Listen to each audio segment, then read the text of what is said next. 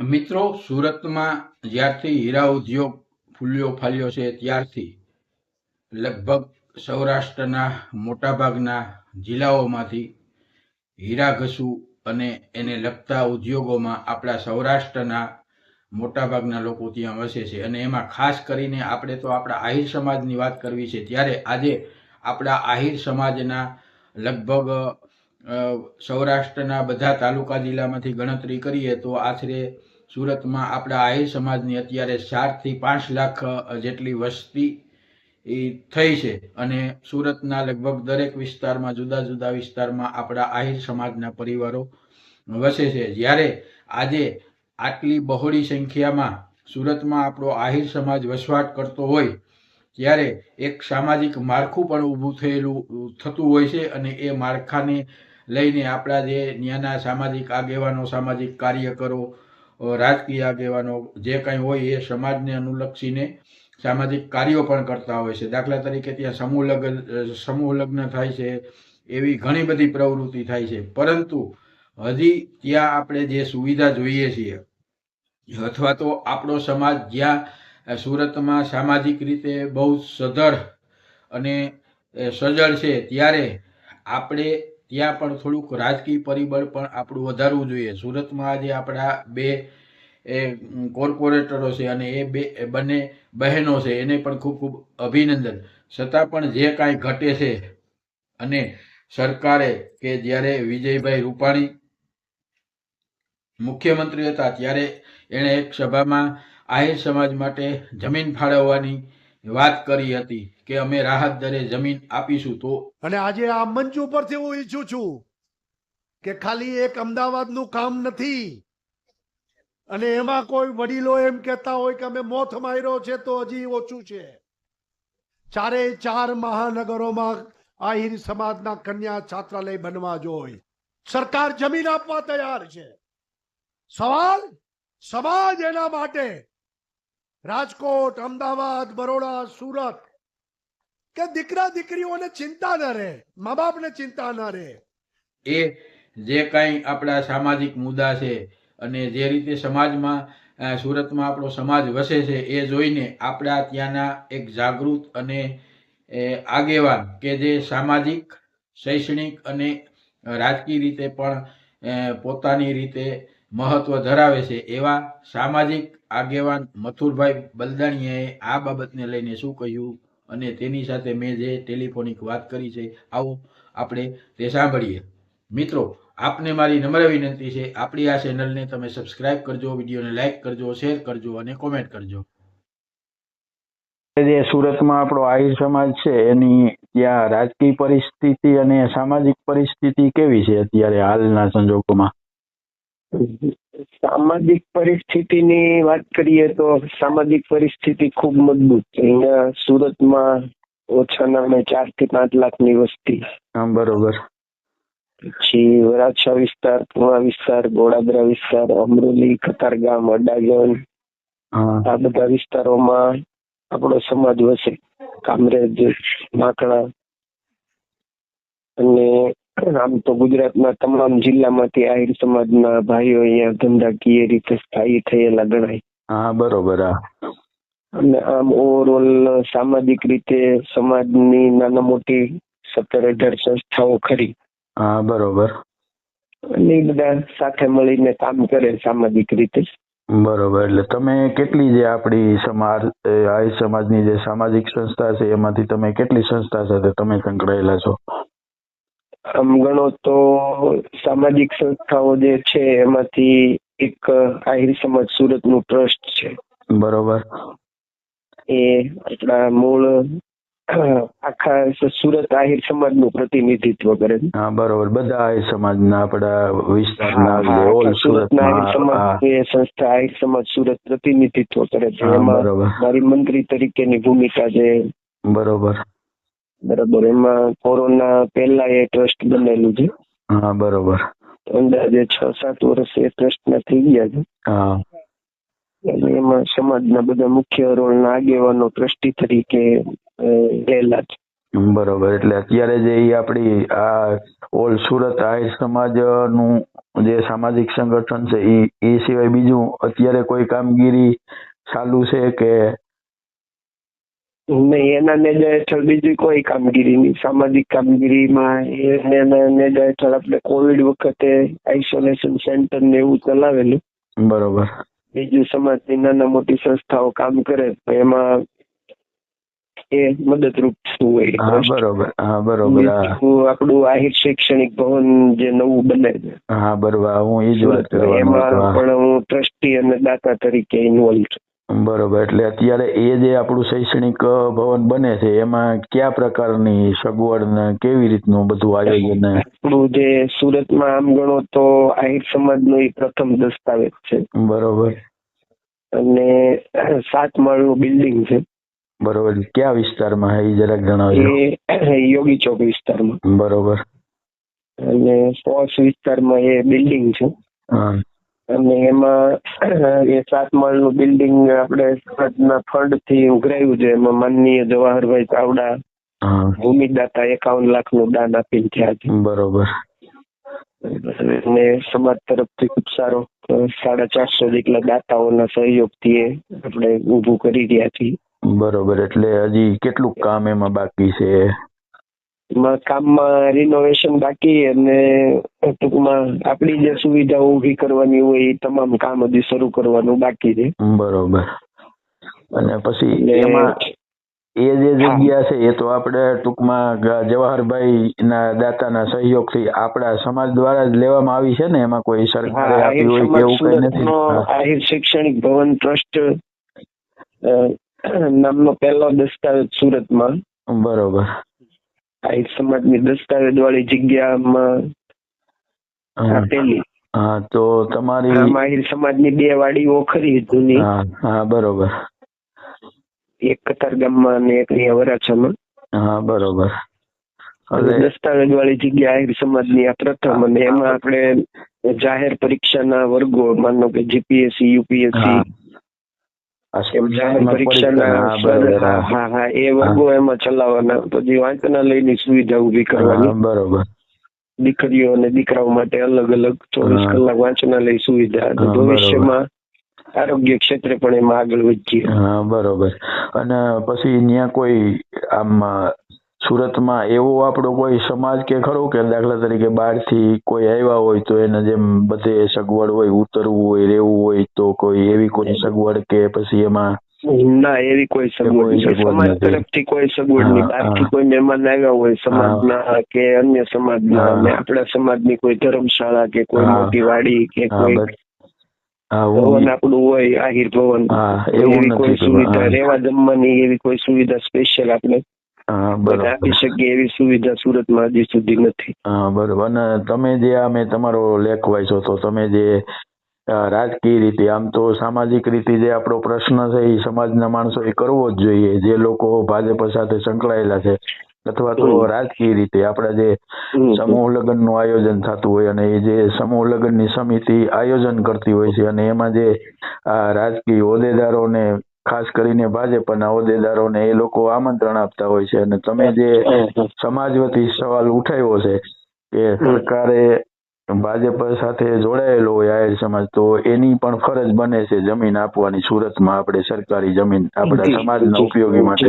તો એ બાબતમાં ખાસ થોડોક પ્રકાશ પાડો એમ. એટલે તમારો એમાં મેં જે લેખ આપ્યો છે ને એ ઓથેન્ટિક રીતે આપ્યો છે એટલા માટે કે આજે આવતી ટર્મમાં હમણાં 14 ડિસેમ્બરે અમારો 31મો સમૂહ લગ્ન છે. હા બરોબર. અને સુરતના સમૂહ લગ્નના માધ્યમથી સમાજની એક જે શાખ બનવી જોઈએ એ ગુજરાત લેવલે અને છેક કેન્દ્ર લેવલ સુધી રાજકીય રીતે પણ એ એક સમાજની એક આગવી ઓળખ ઊભી થઈ, એમાં ખોટું નથી. હા બરોબર.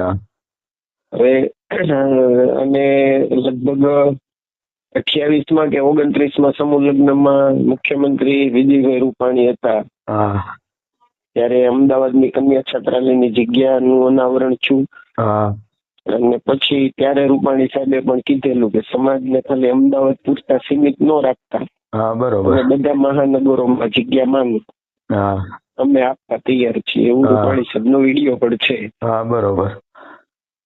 પછી સતત રાજકીય રીતે આગળ વધવાના હેતુ સાથે સમાજ સમૂહ લગ્નની સંસ્થા ખૂબ એમાં પીઠબળ પૂરું પાડે. રાજકીય પીઠબળ સમાજને, સુરતના સમાજને રાજકીય પીઠબળ પૂરું પાડવામાં સમૂહ લગ્નનો મહત્વનો ફાળો ગણાય. કારણ કે સમાજ લેવલનો એક મોટો કાર્યક્રમ દર વર્ષે આહિર સેવા સમિતિના નેજા હેઠળ થાય. બરોબર. એમાં તમામ કેડરના રાજકીય નેતાઓ હોય, સમાજથી પરિચિત છે, સમાજને પૂરેપૂરો જાણે છે. અને 3 વર્ષ પહેલા આહિર સમાજ ટ્રસ્ટ સુરતે વિધિવત રીતે માંગણી પણ મૂકેલી છે. બરોબર. સુરત મહાનગરપાલિકામાં પણ એપ્લાય કરેલું છે. હાલના મુખ્યમંત્રી ભૂપેન્દ્રભાઈને પણ આ બાબતથી જાણ છે. એટલે સુરતમાં કોઈ આમ ચોક્કસ એરિયામાં જમીનની માગણી કરી છે કે ગમે ત્યાં ટૂંકમાં તો જ આપણે ઈ જ ઉપયોગી વધારે થાય ને? બરોબર.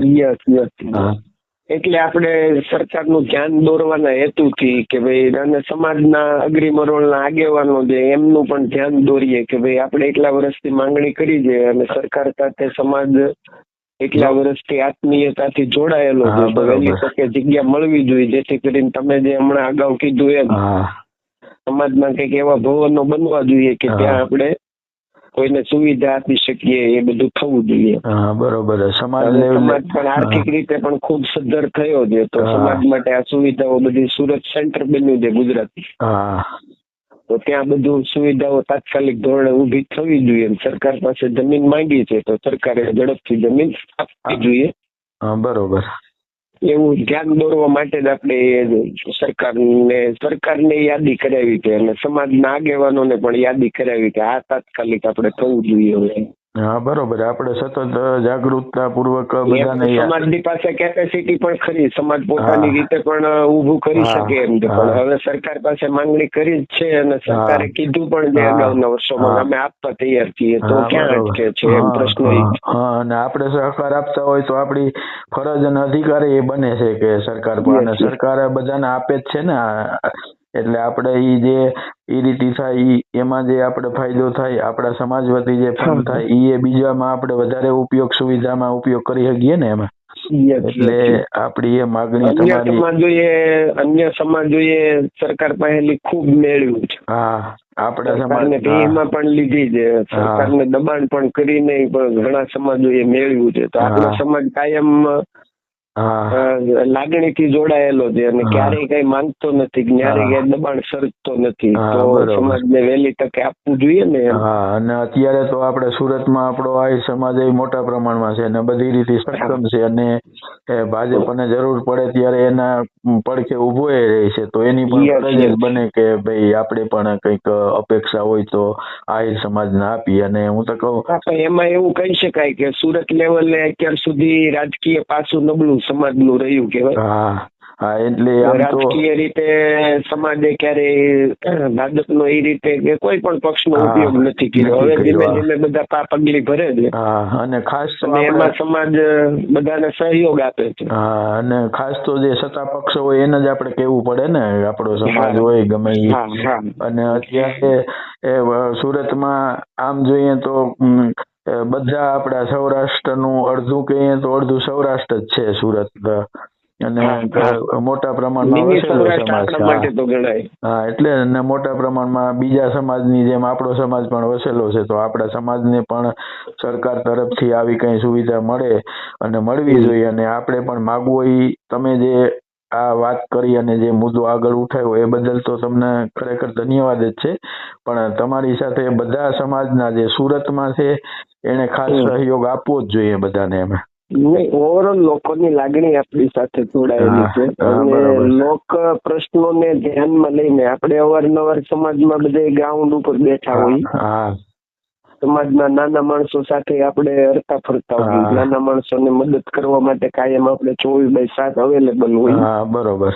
પછી સામાજિક પ્રસંગો હોય કે સમાજની નાના મોટી મીટિંગ હોય તો ત્યાં આવો આંતરિક અવાજ થતો હોય કે સમાજ પાસે શું એમ સમાજને આપણે જાણવાની આટલા મોટા સમૂહ લગ્ન થી આ સમાજની એક અલગ ઓળખ ઊભી ઓળખ થઈ ઊભી છે. થઈ છે, હા. સમાજની આવી કોઈ ડોક્યુ કરે કે આ સમાજ પાસે સુરતમાં છે હું એમ, હા હા બરોબર. હા તો ઈ આપણે તો એમાં એના જવાબમાં આપણી પાસે કાંઈ નથી અત્યારે. નથી. હા બરોબર. આપણે ટૂંકમાં સાનું મનું થઈને બેહી રહેવું પડે. આપણે કોઈ નહીં રહેવું પડે. પ્રશ્ન પૂછે નથી તો કોઈ કન્યા છાત્રાલય, હા, નથી હા. એવું કોઈ આહિર ભવન કે હા. નથી તમે કીધું એમ ધર્મશાળા ટાઈપની કોઈ સુવિધાઓ કે ત્યાં હા. રૂમો હોય, જમવાની હા. વ્યવસ્થા હોય, હા. મહેમાનો આવ્યા હોય 5-25 સાચવી શકાય. હા કારણ કે હોસ્ટેલ માટે કોઈ છોકરા અહીંયા હા. જાહેર પરીક્ષાની તૈયારી કરવા આવ્યા હોય તો એને 2-3 મહિના આપણે એને હા. સુવિધા આપી હા, શકીએ. આપી એવું કશું શકાય. જ સમાજ હા, પાસે એટલે નથી. એટલે જે જ ને. અન્ય સમાજો પાસે હા અનેક સુવિધાઓ હા છે. એટલે જ ને. કારણ કે અને આપણે સૌરાષ્ટ્રમાંથી ખાસ કરીને જે અને પણ હું તો કાયમ એવું માનું કે રાજકીય રીતે નો જોતા સમાજ ત્યારે જ સદ્ધર ગણાય કે એની પાસે મહાનગરોની અંદર બધી સુવિધાઓ હોય. હા બધી સુવિધા હોય. હા બરોબર. અને બાહ્ય દેખાડા આપણે ગમે એવડા હા. મંચના કાર્યક્રમો હા. કરી જાણીએ એનો હા. કોઈ મતલબ કોઈ નથી, મતલબ પણ મતલબ એ છે કે તમારા સમાજ પાસે સદ્ધરતા કેટલી છે, તો એ હા. ક્યાંથી સાબિત થાય? હા ઈ પેલા ઈ સાબિત કરવી પડે આપણે. ઈ તો સમાજની સવાલ. અલગ હા. અલગ શૈક્ષણિક સંસ્થાઓ હોય, હા. આરોગ્યની સંસ્થા હા. હોય, ધર્મશાળાઓ હોય, હા. વાડી સારી ડેવલપ થયેલી વાડી હા. હોય, અતિ સુવિધા વાળી. હા બધા આ બધું સમાજ પાસે હોય તો સમાજની સદ્ધરતા ગમે ત્યાં હા. નક્કી થાય. એમને બોલ્યા વગર નક્કી હા થાય. હા ખાલી વાતો કરવાથી એનો કોઈ મતલબ ન રહે. અને હા, હા, મારા હા. ખ્યાલ પ્રમાણે તો દાખલા સુરતમાં તરીકે હું તમને જૈન સમાજનું ઉદાહરણ લઉં કે પાટીદાર સમાજનું ઉદાહરણ લઉં હા તો એકેય જિલ્લો મથક એવું નહીં હોય કે ત્યાં એ લોકોની શૈક્ષણિક હા. સંસ્થા ન હોય, આરોગ્યની સુવિધા ન હા હોય, હા એવું નહીં હોય. એમ હા. ધર્મશાળાઓ એની નહીં હોય, વાડીઓ નહીં હોય, એવું નહીં હા, બને. એ બધી- બધું જ બધી- હશે. એટલે એ સમાજ એક સાયલેન્ટ મોડમાં ખાલી એક ઈશારા ઉપર બધા હા. દોડાવી શકે. શું કામ? હા. એની પાસે સદ્ધરતા દેખાય. હા હા સજ્જડતા એનું સંગઠન એ બધું એક આખું એટલે દેખાય મેં એટલે તો એનો ઘણી પડઘો વખત પડે. હા હું જાહેર માધ્યમમાં હું તો સમાજમાં બોલ્યો છું કે ભાઈ હા. સમાજના દરેક જિલ્લાઓમાં આ થવું જોઈએ. હા ના અને બોલવું જ જોઈએ. બોલવું આપણો અવાજ હા. છે, આપણી જે રજૂઆત છે એ આપણે વાતો તો કરી દઈએ. દાતાઓ હા. આપવા તૈયાર છે. કામ હા. કરે એવા હા મેનેજમેન્ટ કરી એનું અને આખું કરવું એ બધું છે જ. આપણા હા. સમાજમાં ખૂબ યુવાનો હા. એજ્યુકેટેડ છે, છે, નોકરિયાત છે, ડોક્ટરો છે, નિવૃત્ત હા. અધિકારીઓ છે, હા. બધું જ છે. બધું જ છે. હા, આપણે ખાલી આ તો મેનેજમેન્ટ નો એવી અભાવ સરસ છે મારા ટીમ ખ્યાલ બનાવી અને પ્રમાણે. મેનેજમેન્ટ કરે તો પૈસા આપવા હા. વાળા દરેક જિલ્લામાં છે હા. કે દરેક જિલ્લામાં ભવનો ઉભા કરી ઊભા શકે. થઈ જાય. હા બરોબર છે. અને મારા ખ્યાલ પ્રમાણે સુરતમાં તો આપણા આહિર સમાજના 1 કે 2 ભાજપના કોર્પોરેટર છે ને. છે ને સુરતમાં હા. નગરપાલિકામાં આપણે હોવા જોઈએ કોર્પોરેટરો 4-5. હા એને તો એ પણ અત્યારે હજી 2 સુધી પહોંચ્યા હા, છીએ. બે 2 સુધી દીકરીઓ છે હા. અને પ્રતિનિધિત્વ કરે છે અત્યારે. હા એટલે એ જ કહું છું કે સુરતમાં આપણે એ રીતે રાજકીય થોડુંક આપણી વસ્તી પ્રમાણે છે એટલે સુરતમાં આહિર સમાજની વસ્તી પ્રમાણે રાજકીય પાસું ખૂબ નબળું ખૂબ કહેવાય. નબળું કહેવાય. અને એક હોવા બીજું જોઈએ. કારણ દરેક હા. પક્ષની અંદર આપણા મજબૂત ચહેરાઓ હોવા જ જોઈએ. હોવા અને જોઈએ, હા. સમાજની વાત આવે ત્યારે બધા ચહેરાઓ સાથે મળીને કામ કરવું જોઈએ. હા સમાજનું કામ હોય એવું તો નથી એ હજી. રાજકીય પક્ષ આપણે ટૂંકમાં સાઈડમાં મૂકી અને સમાજની હારે બધાને ભેગું મળીને કામ કરવું જોઈએ. સમાજ માટે અવાજ ઉઠાવવો જોઈએ. એ એક તમારી જે વાત છે અને એ ખાલી સુરતમાં નહીં પણ મારા ખ્યાલ પ્રમાણે દરેક જગ્યાએ એવી રીતે હોવું જોઈએ. રાજકીય પક્ષ ભલે આપણા ગમે તે હોય. સમાજની આમ ગણો ને તો આમ બધા સામાજિક લાગણીથી જોડાયેલા, પણ સૌથી નબળું પાસું ઓલ ગુજરાતમાં જુઓ તો રાજકીય બાબત આપણે ઘર સુધી લઈ આવીએ છીએ. હા બસ એ અને એને રાજકીય કારણે સમાજના ઘણા કામો જે સારા થતા હોય અટકીને ઉભા રહે. હા અટકી જાય છે. એ આપણે જે ત્યાં કે રાજકીય ભાઈ આ ભાજપ વાળા કરે છે તો હા. કોંગ્રેસ વાળા હા. આપ વાળા સહયોગ નો આપવો, ને આપ હા. વાળા કોંગ્રેસ વાળા હા. કરે છે તો ભાજપ વાળા હા. સહયોગ નો આપવો, એવું ન્યા હા. રાજકારણ શરૂ કરી દે ત્યારે હા અત્યારે નુકસાન સમાજને થાય. એ વ્યક્તિગત લઈ લે ને કે ભાઈ રાજકીય પક્ષ છે તો એને એની રીતે રહેવા દો. સમાજનો છે ને આપણું તો સમાજની રીતે કોઈ રહ્યો. પણ રાજકીય હા. પક્ષમાં હશે, માનો કે હા. સુરત હોય કે જામનગર હા. હોય કે દ્વારકા હોય કે હા.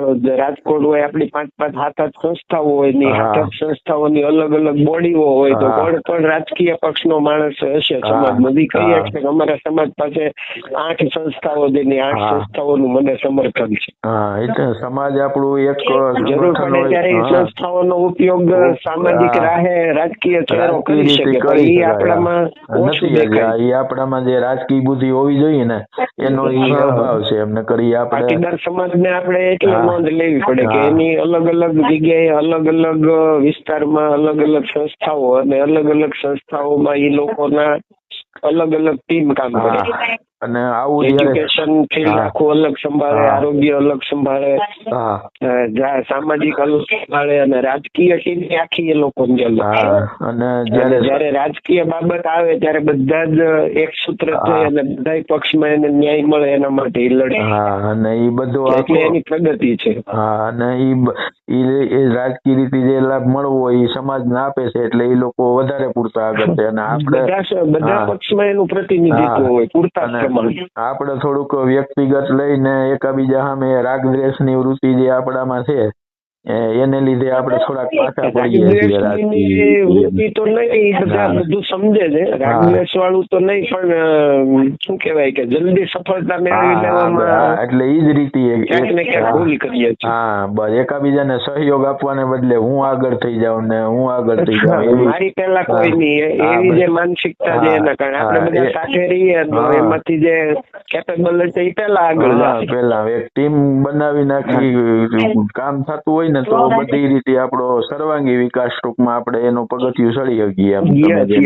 એવી માનસિકતા બનવી જોઈએ કે ભાઈ આ કેપેબલ વ્યક્તિ છે તો એને અત્યારે આ લેવલે આપણે લઈ જઈએ, પછી આને લઈ જઈએ, પછી એમ લાઈન નથી કરતા.